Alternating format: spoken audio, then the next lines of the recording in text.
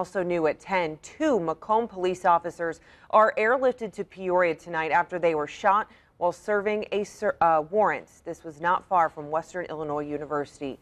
The Macomb Police Department says the two officers were serving a warrant in the 300 block of Normal Street in Macomb. Now, this is just about a block away from the Corbin Olson residence halls. Several buildings are on lockdown. Now, those officers are being life-flighted to Peoria, said to be in critical condition, but they are stable. Police say there's no threat to the public at this time. However, details on the suspect are not available.